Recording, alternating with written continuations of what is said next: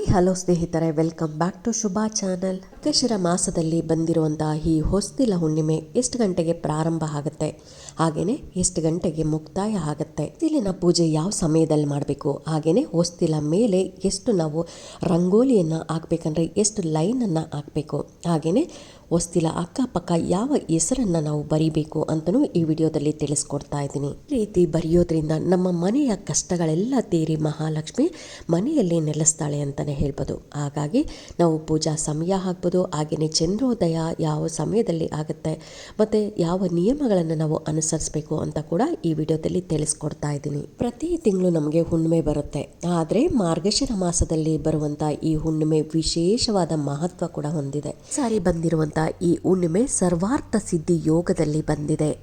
ಈ ಹುಣ್ಣಿಮೆ ಮಂಗಳವಾರ ಮೃಗಶಿರ ನಕ್ಷತ್ರ ಶುಕ್ಲ ಯೋಗ ಭದ್ರಕರ್ಣದಲ್ಲಿ ನಾವು ಆಚರಣೆ ಮಾಡ್ತಾ ಇದ್ದೀವಿ. ಅದರಲ್ಲೂ ಡಿಸೆಂಬರ್ 26ನೇ ತಾರೀಕು ಮಂಗಳವಾರ ಹುಣ್ಣಿಮೆ ತಿಥಿ ನಮಗೆ ಪ್ರಾರಂಭ ಆಗೋದು ಬೆಳಗಿನ ಜಾವ 5:26 ಪ್ರಾರಂಭ ಆಗುತ್ತೆ. ಹಾಗೆಯೇ ಮುಕ್ತಾಯ ಆಗೋದು 27ನೇ ತಾರೀಕು ಬುಧವಾರ ನಮಗೆ ಬೆಳಗಿನ ಜಾವ 6:02 ಮುಕ್ತಾಯ ಆಗುತ್ತೆ. ನಾವು ಆಚರಣೆ ಮಾಡುವಂಥದ್ದು ನಾವು ಮಂಗಳವಾರದ ದಿನ ಹುಣ್ಣಿಮೆಯನ್ನು ಆಚರಣೆ ಮಾಡಬೇಕಾಗತ್ತೆ. ಈ ದಿನವೇ ಕೂಡ ನಾವು ದತ್ತಾತ್ರೇಯ ಜಯಂತಿ ಅಂದರೆ ದತ್ತಾತ್ರೇಯರ ಜನನ ಆಗಿದ್ದು ಕೂಡ ಇದೇ ದಿನ. ಹಾಗಾಗಿ ದತ್ತಾತ್ರೇಯ ಜಯಂತಿ ಕೂಡ ನಾವು ಈ ದಿನ ಆಚರಣೆ ಮಾಡ್ತೀವಿ. ಯಾರಿಗೆಲ್ಲ ಜಾತಕದಲ್ಲಿ ಗುರುಬಲ ಕಡಿಮೆ ಇದೆ, ಗುರುಬಲನೇ ಇಲ್ಲ ಅನ್ನೋರು, ಇನ್ನು ಮದುವೆನೇ ಆಗ್ತಾ ಇಲ್ಲ, ಗುರುಬಲ ಕಂಕಣ ಬಲ ಕೂಡ ಬಂದಿಲ್ಲ ಅನ್ನೋರು, ಹಾಗೆಯೇ ಮನೆ ಕಟ್ಟಕ್ಕೆ ನನಗೆ ಇನ್ನೂ ಗುರುಬಲ ಬಂದಿಲ್ಲ ಅನ್ನೋರು ಕೂಡ ನೀವು ಈ ದತ್ತಾತ್ರೇಯ ಜಯಂತಿ ದಿನ ದತ್ತ ದೇವರನ್ನು ನೀವು ಆಚರಣೆ ಮಾಡಬೇಕಾಗತ್ತೆ, ದತ್ತಾತ್ರೇಯರ ಸ್ಮರಣೆ ಮಾಡಬೇಕಾಗತ್ತೆ. ನಾಳೆ ದತ್ತಾತ್ರೇಯರ ದೇವಸ್ಥಾನಕ್ಕೆ ಹೋಗ್ಬೇಕಂದ್ರೆ ಒಂದು ಅರ್ಧ kg ಆಗಷ್ಟು ದತ್ತಾತ್ರೇಯರ ದೇವಸ್ಥಾನಕ್ಕೆ ಕಡಲೆಕಾಳು ಕೊಡ್ಬೋದು. ಇಲ್ಲ ಅಂದರೆ ರಾತ್ರಿನೇ ನೀವು ನೆನೆಸಿಟ್ಬಿಟ್ಟು ಒಂದು 108 ಹಾಗೇನೆ 51 21 ಈ ರೀತಿಯಾಗಿ ಕಡಲೆಕಾಳನ್ನು ನೀವು ನೆನೆಸಿ ಅದನ್ನು ಮಾಲೆ ಮಾಡಿಕೊಂಡು, ಅಂದರೆ ನೀವು ಒಂದು ಅರಿಶಿಣದ ದಾರ ಅಥವಾ ಬಿಳಿ ದಾರವನ್ನು ಅರಿಶಿಣದ ನೀರಿನಲ್ಲಿ ಕಲಿಸ್ಕೊಂಡು ಅರಿಶಿಣ ದಾರ ಮಾಡಿಕೊಂಡು ನೀವು ಆ ದಾರಕ್ಕೆ ನೀವು 108 ಕಡಲೆಕಾಳನ್ನು ನೀವು ಆ ದಾರದಲ್ಲಿ ಪೋಣಿಸ್ಕೊಂಡು ದತ್ತಾತ್ರೇಯರ ದೇವಸ್ಥಾನಕ್ಕೆ ಕೊಡಬೇಕಾಗತ್ತೆ. ಈ ರೀತಿಯಾಗಿ ಕೊಡೋದ್ರಿಂದ ಕಂಕಣ ಬಲ ಬೇಗ ಕೂಡಿ ಬರುತ್ತೆ ಅಂತಲೇ ಹೇಳ್ಬೋದು ಸ್ನೇಹಿತರೆ. ನಾಳೆ ಬೆಳಗ್ಗೆನೆ ಬೇಗ ಎದ್ದು ನೀವು ತಲೆಗೆ ಸ್ನಾನ ಮಾಡಿಕೊಂಡು ಮನೆಯೆಲ್ಲ ಕ್ಲೀನ್ ಮಾಡಿಕೊಂಡು ದೇವ್ರ ಮನೆ ಕ್ಲೀನ್ ಮಾಡಿಕೊಂಡು ಆಚೆ ಬಾಗಿಲಿಗೆ ನೀರು ಹಾಕಿ ರಂಗೋಲಿ ಹಾಕಬೇಕಾಗತ್ತೆ. ಇನ್ನು ನೀವು ಹೊಸ್ಲು ತೊಳಿಬೇಕಂದ್ರೆ ಹೊಸ್ಲಿಗೆ ಸ್ವಲ್ಪ ಅರಿಶಿಣವನ್ನು ಮಿಕ್ಸ್ ಮಾಡಿಕೊಂಡು ಹೊಸ್ಲಿಗೆಲ್ಲ ಹಚ್ಚಬೇಕಾಗತ್ತೆ. ಎರಡೂ ಕಡೆ ನೀವು ಅರಿಶಿಣ ಕುಂಕುಮನ ಹಚ್ಚಬೇಕಾಗತ್ತೆ. ನಂತರ ಇಲ್ಲಿ ತೋರಿಸ್ತಾ ಇದ್ದೀನಲ್ಲ, ಒಂದು ಪೇಪರಲ್ಲಿ ಬರೆದು ತೋರಿಸ್ತಾ ಇದ್ದೀನಿ. ನಾನು ಯಾಕೆ ಅಂತಂದರೆ ನಾನು ಈಗ ಊರಲ್ಲಿಲ್ಲ, ಹೊರಗಡೆ ಇದ್ದೀನಿ. ಆದ ಕಾರಣ ನಾನು ಹೊಸ್ತಿಗೆ ಈ ರೀತಿಯಾಗಿ ರಂಗೋಲಿ ಹಾಕಿ ನಿಮಗೆ ತೋರ್ಸೋಕ್ಕಾಗ್ತಾ ಇಲ್ಲ.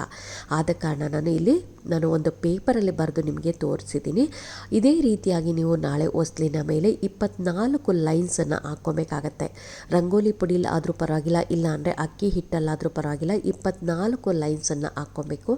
ನಾನು ಇಲ್ಲಿ ತೋರಿಸಿದ್ದೀನಲ್ಲ, ಒಳಗಡೆ ಮತ್ತು ಹೊರಗಡೆ, ಅಂದರೆ ನೀವು ಮನೆ ಒಳಗಡೆ ಅಂತಹದ್ದು, ಇದು ಮನೆ ಹೊರಗಡೆ ಅಂತ. ಈ ರೀತಿಯಾಗಿ ನೀವು ಮನೆ ಹೊರಗಡೆಯಿಂದ ನೀವು 24 ಲೈನ್ಸನ್ನು ನೀವು ಹಾಕ್ಕೊಬೇಕಾಗತ್ತೆ. ನಂತರ ಇದ್ರ ಮಧ್ಯ ಬೇಕಂದರೆ ನೀವು ರಂಗೋಲಿ ಹಾಕ್ಕೊಬೋದು, ಬೇಡ ಅಂದರೆ ಲೈನ್ಸ್ ಕೂಡ ಹಾಗೆ ಬಿಟ್ಕೊಬೋದು. ನಾನು ಇಲ್ಲಿ ಮಧ್ಯದಲ್ಲಿ ಸ್ವಸ್ತಿಕ್ ಹಾಕಿದ್ದೀನಿ, ತಾವರೆ ಹೂವು ಬಿಡಿಸ್ಕೊಂಡಿದ್ದೀನಿ, ಹಾಗೇನೆ ಲಕ್ಷ್ಮೀ ಪಾದ, ಹಾಗೇನೆ ನಾನಿಲ್ಲಿ ಇಂಕು ಹಾಕ್ಕೊಂಡಿದ್ದೀನಿ. ನಿಮಗೆ ರಂಗೋಲಿ ಈಸಿ ಆಗುತ್ತೋ ಆ ರಂಗೋಲಿನ ಮಧ್ಯದಲ್ಲಿ ಹಾಕ್ಕೊಬೋದು, ಇಲ್ಲ ಅಂದರೆ 24 ಲೈನ್ಸ್ ಅಷ್ಟು ಕೂಡ ಹಾಕ್ಕೊಬೋದು. ಇನ್ನು ಹೊರಗಡೆ ಏನು ಬರೀಬೇಕು ಅಂತಂದರೆ ನೀವು ಬಾಗಿಲಿಂದ ಹೊರಗಡೆ ಬರೀಬೇಕಾಗತ್ತೆ. ಲೆಫ್ಟ್ ಸೈಡಲ್ಲಿ ಜಯ, ರೈಟ್ ಸೈಡಲ್ಲಿ ವಿಜಯ ಅಂತ ಬರೀಬೇಕಾಗತ್ತೆ. ನಿಮಗೆ ಯಾವ ಭಾಷೆ ಬರುತ್ತೋ ಆ ಭಾಷೆಯಲ್ಲಿ ಬರೀಬೋದು.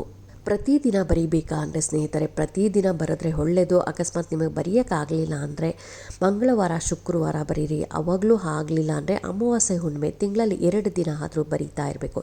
ಈ ರೀತಿಯಾಗಿ ಬರೆಯೋದ್ರಿಂದ ಮಹಾಲಕ್ಷ್ಮಿ ನಮ್ಮ ಮನೇಲಿ ಉಳಿತಾಳೆ ಅಂತಲೇ ಹೇಳ್ಬೋದು. ನಮ್ಮ ಮನೆಯನ್ನು ಜಯ ವಿಜಯರು ಯಾವುದೇ ಕಾರಣಕ್ಕೂ ಯಾವುದೇ ಸಂದರ್ಭದಲ್ಲೂ ಕಾಯ್ತಾ ಇರ್ತಾರೆ. ನೀವು ಮನೆಯಿಂದ ಒಳಗಡೆ ಹೋಗಬೇಕಾದ್ರೂ, ಅಕಸ್ಮಾತ್ ಮನೆ ಹೊರಗಡೆ ಯಾವುದೇ ಒಂದು ಒಳ್ಳೆ ಕೆಲಸಕ್ಕೆ ಹೋಗ್ಬೇಕಂದ್ರೆ ಈ ಹೆಸರನ್ನು ನೋಡಿಕೊಂಡು ಹೋಗೋದ್ರಿಂದ ನಿಮಗೆ ಅದರಿಂದ ಜಯ ಸಿಗುತ್ತೆ. ತಿರುಪತಿ ವೆಂಕಟೇಶ್ವರ ಸ್ವಾಮಿಯ ಮುಂದೆ ಇರೋರು ಕೂಡ ಜಯ ವಿಜಯರೇ. ಹಾಗಾಗಿ ಜಯ ವಿಜಯರು ನಮ್ಮ ಮನೆಯನ್ನು ಯಾವಾಗಲೂ ಕಾಯ್ತಾ ಇರ್ತಾರೆ, ನಮ್ಮ ಮನೆಗೆ ಯಾವಾಗಲೂ ಒಳ್ಳೇದು ಬರ್ತಾರೆ. ಯಾವುದೇ ಒಂದು ಕೆಟ್ಟ ಶಕ್ತಿ ಒಳಗಡೆ ಬರೋದಕ್ಕೂ ಬಿಡಲ್ಲ ಇವರು. ಮತ್ತು ಹಾಗೆಯೇ ಯಾವುದೇ ಒಂದು ನೆಗೆಟಿವ್ ಎನರ್ಜಿ ಆಗಲಿ, ಯಾವುದೇ ದುಷ್ಟ ಶಕ್ತಿ ಆಗಲಿ, ಇದನ್ನೆಲ್ಲ ನಮ್ಮ ಮನೆ ಒಳಗಡೆ ಬರೋದಕ್ಕೆ ಬಿಡೋದೇ ಇಲ್ಲ. ಹಾಗಾಗಿ ಪ್ರತಿದಿನ ಬರೆದ್ರೆ ಒಳ್ಳೆಯದು, ಇಲ್ಲ ಅಂತಂದರೆ ಈ ರೀತಿಯಾಗಿ ಅಟ್ಲೀಸ್ಟ್ ಅಮಾವಾಸ್ಯೆ ಹುಣ್ಣಿಮೆ ದಿನಗಳಲ್ಲಿ ಈ ರೀತಿಯಾಗಿ ಜಯ ವಿಜಯ ಬರೆಯೋದ್ರಿಂದ, ಅದನ್ನು ನೋಡಿಕೊಂಡು ನೀವು ಹೊರಗಡೆ ಹೋಗೋದ್ರಿಂದ ನಿಮಗೆ ಎಲ್ಲ ಕೆಲಸದಲ್ಲೂ ಜಯ ಸಿಗುತ್ತೆ. ವೈಕುಂಠದಲ್ಲಿ ಕೂಡ ಶ್ರೀಮನ್ ನಾರಾಯಣನ ದ್ವಾರಪಾಲಕರು ಅಂದರೆ ಜಯ ವಿಜಯ. ಹಾಗಾಗಿ ಈ ಜಯ ವಿಜಯ ಅನ್ನೋ ಹೆಸರನ್ನು ನಾವು ಪ್ರತಿದಿನ ಬರೆದ್ರೆ ತುಂಬಾ ಒಳ್ಳೆಯದು. ಇಲ್ಲ ಅಂದರೆ ಅಟ್ಲೀಸ್ಟ್ ನೀವು ಅಮಾವಾಸ್ಯೆ ಹುಣ್ಣಿಮೆ ದಿನಗಳಲ್ಲಿ ನೀವು ಬಾಗ್ಲತ್ರ ಬರೆದು ಒಂದೊಂದು ದೀಪ ಹಚ್ಚಿ ತುಂಬಾ ಒಳ್ಳೆಯದಾಗುತ್ತೆ. ಅಮಾವಾಸ್ಯೆ ಹುಣ್ಣಿಮೆಗಳಲ್ಲಿ ನಾವು ದೀಪವನ್ನು ಹಚ್ಚೋದು, ತುಳಸಿ ಗಿಡದ ಹತ್ರ ದೀಪ ಹಚ್ಚೋದು, ಮನೆ ಬಾಗಿಲಲ್ಲಿ 2 ದೀಪ ಹಚ್ಚೋದು ತುಂಬಾ ಒಳ್ಳೆಯದು ಅನ್ಬೋದು. ಅದರಲ್ಲೂ ನೀವು ಬ್ರಾಹ್ಮಿ ಮುಹೂರ್ತದಲ್ಲಿ ಬರೆಯೋದಾಗಲಿ ಅಥವಾ ನಿಮಗೆ ಯಾವಾಗ ಆಗುತ್ತೋ ಸಾಯಂಕಾಲ ದೀಪ ಹಚ್ಚೋ ಸಮಯದಲ್ಲಿ ಬರೆಯೋದಾಗಲಿ, ಈ ರೀತಿಯಾಗಿ ಬರಿತಾ ಬನ್ನಿ. ಮಹಾಲಕ್ಷ್ಮಿ, ಶ್ರೀಮನ್ ನಾರಾಯಣನ ಸಮೇತ ಮಹಾಲಕ್ಷ್ಮಿ ನಿಮ್ಮ ಮನೆಯಲ್ಲಿ ವಾಸ ಮಾಡ್ತಾರೆ ಅಂತಲೇ ಹೇಳ್ಬೋದು ಸ್ನೇಹಿತರೆ. ನಾಳೆ ಮಾರ್ಗಶಿರ ಮಾಸದ ಹುಣ್ಣಿಮೆ, ಅದರಲ್ಲೂ ಸರ್ವಾರ್ಥ ಸಿದ್ಧಿ ಯೋಗದಲ್ಲಿ ಬಂದಿದೆ. ಈ ಹುಣ್ಣಿಮೆ ದಿನ ನೀವು ಬಾಗಿಲಿನ ಮೇಲೆ ಈ ರೀತಿಯಾಗಿ 24 ಲೈನ್ಸನ್ನು ಹಾಕ್ಕೊಂಡು 24 ಗೆರೆಗಳನ್ನು ಹಾಕ್ಕೊಂಡು ನೀವು ಹೊರಗಡೆ ಜಯ ವಿಜಯ ಬರೆಯೋದ್ರಿಂದ ನಿಮಗೆ ಮಹಾಲಕ್ಷ್ಮಿ ಶ್ರೀಮನ್ ನಾರಾಯಣನ ಸಮೇತ ಮನೇಲಿ ಬರ್ತಾರೆ ಅಂತಲೇ ಹೇಳ್ಬೋದು. ಹಾಗಾಗಿ ಈ ವಿಡಿಯೋ ಹೇಗೆ ಅನ್ನಿಸ್ತು ಅಂತ ನೀವು ಕಾಮೆಂಟ್ ಸೆಕ್ಷನಲ್ಲಿ ಕಾಮೆಂಟ್ ಮಾಡಿ, ಲೈಕ್ ಮಾಡಿ, ಶೇರ್ ಮಾಡಿ, ಸಬ್ಸ್ಕ್ರೈಬ್ ಮಾಡಿ. Thank you friends.